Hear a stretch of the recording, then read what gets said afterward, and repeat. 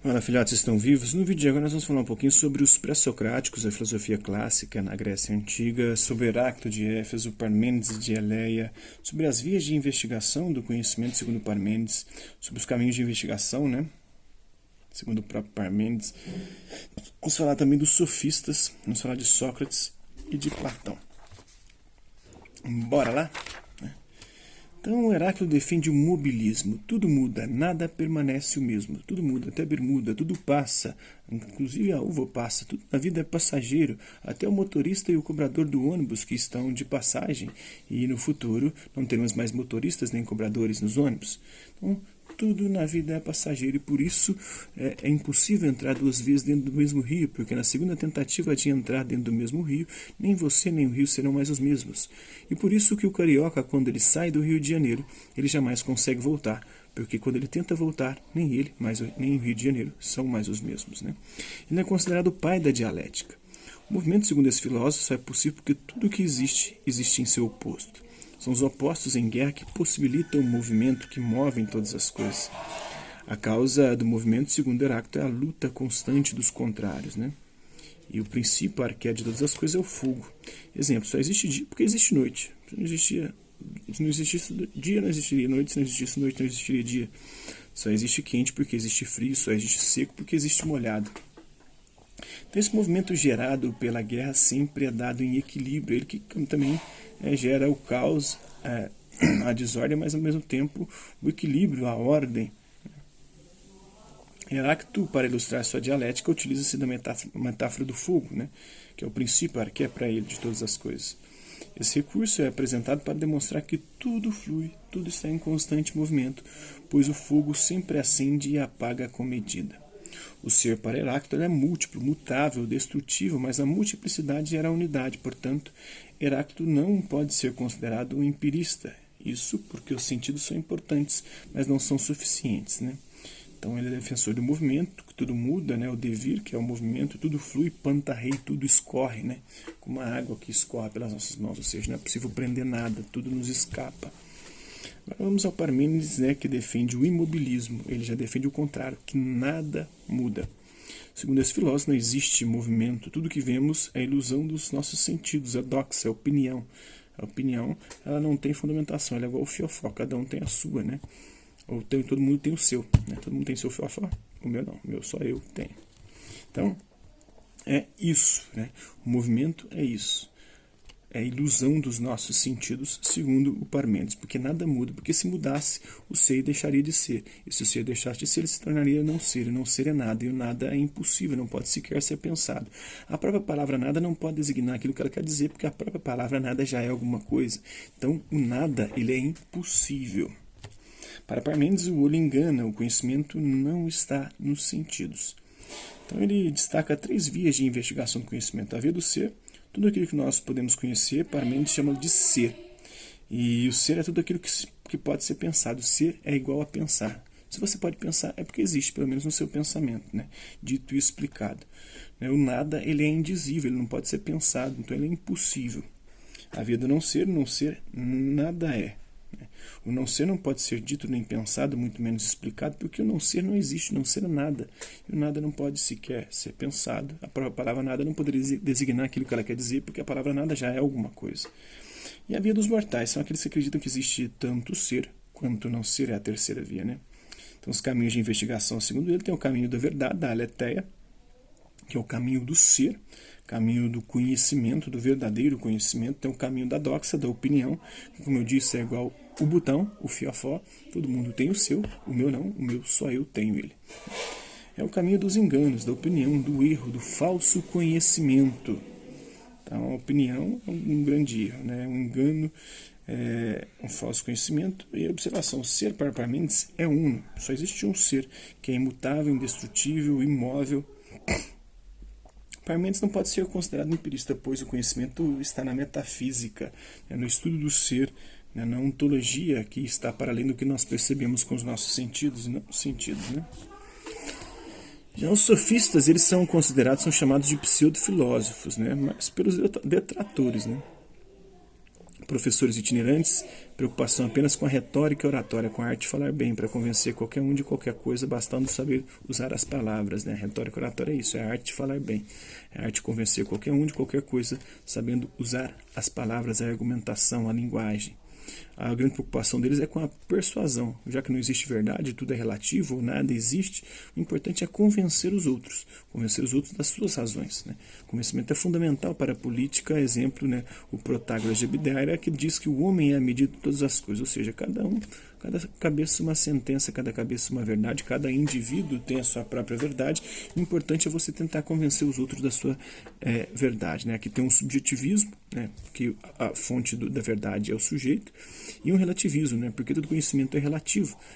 Não dá para estabelecer um conhecimento que seja universal, válido para todo mundo, em qualquer tempo, em qualquer lugar.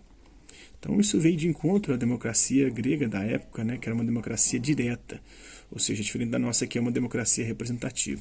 Hoje, nós elegemos os representantes que vão decidir politicamente por nós.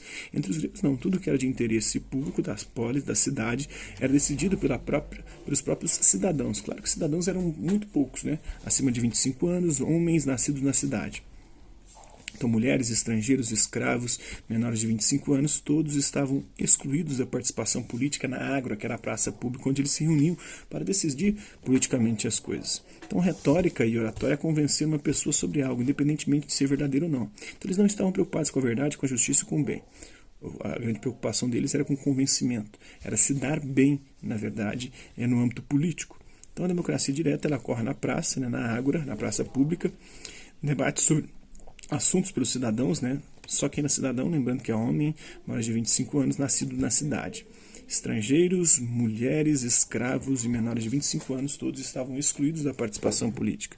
Democracia indireta, que é essa democracia na qual nós vivemos, representativa, o voto dos cidadãos, nós votamos em representantes, elegemos, né? E eles criam leis de acordo com a vontade, teoricamente, da população, mas na verdade eles, como o Rousseau depois vai dizer, o representante ele nunca representa o nosso interesse, porque cada indivíduo é o único e exclusivo representante do seu próprio interesse. Só quem pode representar o seu interesse é você mesmo, ninguém mais. Quando você elege alguém para representar o seu interesse, ele não vai defender o seu interesse, mas vai defender o interesse dele mesmo. Isso que a gente vê na política, tanto no âmbito do executivo quanto do legislativo, né? O presidente está lá defendendo ele e a família dele. Os deputados que a gente elegeu estão lá defendendo os interesses deles, se lixando para os nossos. Os sofistas não se preocupavam com a essência, apenas se preocupavam com a persuasão, com a aparência. Eles desenvolveram um certo relativismo, né? Eles cobravam para ensinar, isso foi criticado por Sócrates, segundo eles. E isso é uma prostituição do saber, quando você cobra, né? E os maiores críticos dos sofistas foram o próprio Sócrates e Platão. Sócrates é considerado um marco na história da filosofia por deixar de analisar especificamente a questão da origem do mundo na natureza, na física, né? Ele, juntamente com os sofistas, no período socrático, vão fazer essa virada antropológica, né? Vão largar a natureza, a cosmologia, o estudo da arquia, do princípio de todas as coisas fundamentais da natureza, e vão se preocupar agora com um período antropológico, um estudo do ser humano, do homem. Para analisar a física, né? A natureza, o filósofo era buscar no próprio homem, né? E principalmente na psique, na alma humana, a essência do mesmo, né? Sócrates foi mestre de Platão, a filosofia socrática é conhecida como antropológica, porque busca estudar e compreender o ser humano. Sócrates não deixou nada escrito, tudo sobre esse filósofo foi Platão que escreveu. O Sócrates fundou um método que foi chamado de método do diálogo, o dialógico, né, da dialética socrática. É o diálogo crítico, questionador, que busca ir até a essência das coisas. Ele quer saber o que é a coragem, o que é a verdade, o que é a justiça, o que é o bem. Ele quer saber a essência, não quer saber o que cada um acha, as opiniões. Ele quer um episteme, um conhecimento universal sobre essas coisas. Conhece a ti mesmo, ele dizia, né, inspirado no oráculo de Delfos, que a gente deve buscar a verdade que está dentro de nós. A verdade, a justiça e o bem estão dentro da nossa própria alma. Então, ele ajudava as pessoas a parir essa verdade, essa justiça, esse bem que estava dentro de cada um, né? Sócrates encontra a sua verdadeira missão, que é despertar o conhecimento nas pessoas, por meio da maiêutica. Então, a maiêutica é isso, é a arte de dar à luz. Ele dizia que ele era como a mãe dele era uma parteira, ajudava as mulheres a dar à luz criança. Ele dizia que também era um parteiro, mas um parteiro não de corpos de mulheres, mas um parteiro de almas, de homens, fazendo com que os homens tirassem de dentro de si a verdade, a justiça e o bem que encontram-se na alma de cada um de nós. O ponto fundamental é quando o indivíduo admite a sua ignorância. O sei que nada sei. É fundamental você partir disso, da própria ignorância. A única coisa que eu sei é que eu não sei de nada. Esse é o primeiro passo para o conhecimento. Não se achar. E por isso que o Sócrates foi considerado o homem mais sábio da Grécia. Quando chegaram para ele e falaram, mas Sócrates, o oráculo disse que você é o homem mais sábio da Grécia. Ele disse, peraí, como é que eu sou o mais sábio se a única coisa que eu sei é que eu não sei de nada? Aí ele chegou à conclusão, peraí, eu sou o mais sábio porque eu pelo menos sei que eu não sei. Os outros não sabem e acham que sabem. Então, admitir a ignorância é o primeiro passo para alcançar a verdade, segundo o Sócrates, né? Então, o método dialógico se divide em exortação, né, um convite ao filosofar, a ironia, né, ele ironicamente questiona visando que o interlocutor dele se exponha e exponha as contradições do seu argumento até ele chegar na aporia, que é um problema, né? O indivíduo fica sem saída e começa a perceber a sua própria ignorância, que ele não sabe aquilo que ele está falando, ou que ele acredita que ele acha que sabe. E aí começa a maiêutica, né, que é ajudar o processo dele para ir à própria verdade, à própria justiça, o próprio bem, o próprio conhecimento que está dentro da alma de cada um de nós. A finalidade da ironia socrática não é depreciar, não é zoar e destruir o seu interlocutor, mas sim despertar nele o conhecimento. A partir do momento em que ele admite a sua ignorância, quebram-se os preconceitos acerca do assunto, o qual debatem, e chegam à busca de um novo conceito por meio do parto das ideias, né? Sócrates não tem a intenção de humilhar o seu interlocutor, mas de ajudá-lo a quebrar os próprios preconceitos e assim admitir a sua própria ignorância e buscar o saber, a verdade, a justiça e o bem que encontra-se dentro de cada um de nós. Já Platão, né, a filosofia platônica tem como fundamento inicial resolver o embate entre o mobilismo, né, tudo muda de Heráclito, né, e o imobilismo de Parmênides. Segundo Platão, nem Heráclito nem Parmênides estavam errados em suas afirmações acerca da existência ou não do movimento. Para resolver esse problema, Platão sugere o dualismo de realidades, a divisão ontológica dos mundos, os quais ele chama de mundo sensível, que é esse mundo no qual nós vivemos, que é o mundo de Heráclito, onde tudo muda, nada permanece, tudo é efêmero e ao mesmo tempo tudo é ilusório, e o mundo inteligível, que é o mundo onde tudo permanece, onde há a imobilidade, onde está a essência, as formas e as ideias puras de todas as coisas. Então, o mundo sensível, que é esse mundo no qual nós vivemos, é um mundo de cópias imperfeitas. Esse mundo é uma cópia das ideias perfeitas, das formas e essências perfeitas do mundo inteligível, né? Toda cópia não sai como original, por isso nós fizemos, ou tudo que existe nesse mundo é imperfeito, né? É um mundo de sombra, de doxas, de opinião, de ilusão, de aparência, de engano. Já o mundo inteligível é o mundo das essências, das formas, das ideias, né? É o mundo do conhecimento, da verdade, da justiça e do bem. A verdade e a justiça do bem não estão aqui nesse mundo, mas no mundo inteligível. Aqui a gente só vê vestígios imperfeitos da verdade, da justiça e do bem. Ele elabora a teoria da reminiscência, né? Que é preciso não confundir com a teoria de Santo Agostinho. De Santo Agostinho é a teoria da iluminação. É Deus que nos ilumina e permite com que a gente possa conhecer. Já a teoria da reminiscência de Platão faz com que a gente perceba o seguinte: a nossa alma já sabe de tudo. A cada reencarnação ou nova reencarnação, a cada metempsicose, migração da nossa alma, porque a nossa alma passa por um ciclo de reencarnações, porque ela vivia no mundo inteligível, ela foi expulsa de lá porque cometeu um pecado, e a condenação dela foi passar por um ciclo de reencarnações, de metempsicose, de migração da alma, para se purificar e depois poder retornar para lá. Então, nesse ciclo de reencarnações, a cada nova reencarnação a alma passa por um rio, o rio Lete, que é o rio do esquecimento. Ela esquece tudo, mas na verdade ela já sabe de todas as coisas. Segundo Platão, os indivíduos já viveram outras vidas, eles contemplaram todo o conhecimento que havia, toda a verdade que existia no mundo das ideias. Então, conhecer é recordar. Sempre quando a gente conhece a verdade, a gente na verdade está recordando aquilo que a nossa alma já sabia. O conhecimento se dá pela reminiscência do que contemplamos anteriormente no mundo das ideias. Então, é recordação. Para adquirir o conhecimento, o indivíduo precisa passar pelo processo de educação, que é a dialética platônica. Então, o indivíduo precisa passar por esse processo, né?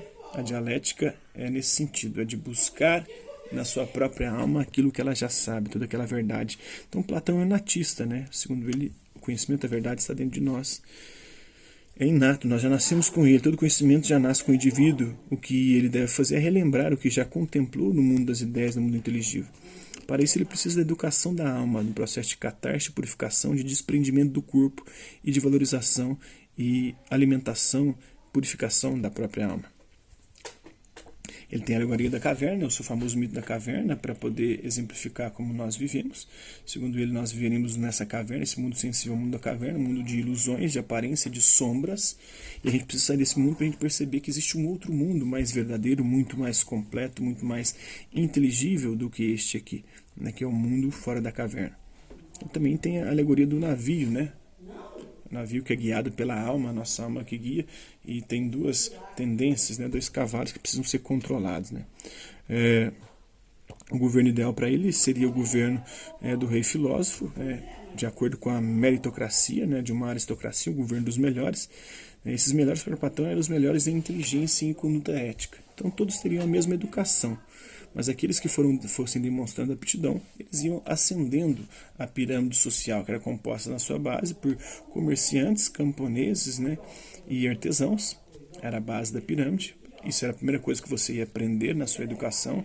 Se você revelasse aptidão, você subia para o próximo patamar, que é dos guerreiros ou dos soldados que protegeriam a cidade, a polis. Se você tivesse aptidão, você poderia ascender para os reis filósofos, que eram os governantes, aqueles que buscam o conhecimento, o saber. Porque somente quem tem o conhecimento da verdade, da justiça e do bem podem colocá-las em prática. Então, portanto, só os filósofos poderiam governar a cidade, segundo Platão. Então essa seria a pirâmide social que você iria ascendendo se você tivesse aptidão, se você tivesse mérito e capacidade. Senão você ia ficando nas classes mais baixas, aquelas para as quais você revelasse aptidão ao longo da sua educação. O filósofo é o único que possui o senso de justiça, de igualdade e equidade, por isso ele deve governar. Na alegoria do navio, há a justificativa do governo justo dos filósofos sobre o governo injusto dos sofistas, né? Então é isso aí. Isso é um pouquinho da filosofia antiga. Espero que vocês tenham gostado do vídeo. Quem curtiu, dá um like. Quem não curtiu, não dislike. Se interessar pelo conteúdo do canal, só se inscrever, ativar o sininho, mandar os próximos vídeos, as próximas notificações. Hasta la vista, até a próxima.